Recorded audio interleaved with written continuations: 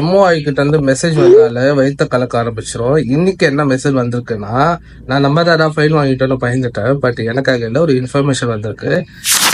மக்கா இல்லைன்னா அது நியர்பை இருக்க ஹோலி பிளேஸ் கிட்ட யாராச்சும் விசிட் விசா ஹோல்டர்ஸை வந்து நீங்க கூட்டு வந்தீங்கன்னா, நீங்க டாக்ஸி டிரைவரா இருக்கலாம், இல்ல பிரைவேட்டா இருக்கலாம், இல்ல உங்க ஃப்ரெண்ட்ஸை வந்து நீங்க அங்க கூட்டு போக ட்ரை பண்றீங்க, நீங்க இக்காமால இருக்கீங்க, உங்க ஃப்ரெண்ட்ஸுங்க விசிட் விசால இருக்கீங்க, அந்த மாதிரி பிளேஸ்ல போய் நீங்க மாட்டிக்கிட்டீங்கன்னா யார் கூட்டு வராங்களோ அவங்க மேல 1,00,000 ரியால், நம்ம ஊரு காசு 21 லட்சம் கிட்ட.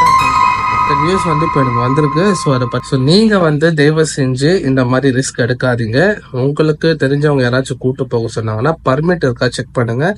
பர்மிட் இல்லைன்னா சாரின்னு சொல்லிட்டு போயிடுங்க. இதுல போய் நான் ஹெல்ப் பண்றேன், நான் ரிஸ்க் எடுக்கிறேன், தயவு செஞ்சு பண்ணாதீங்க.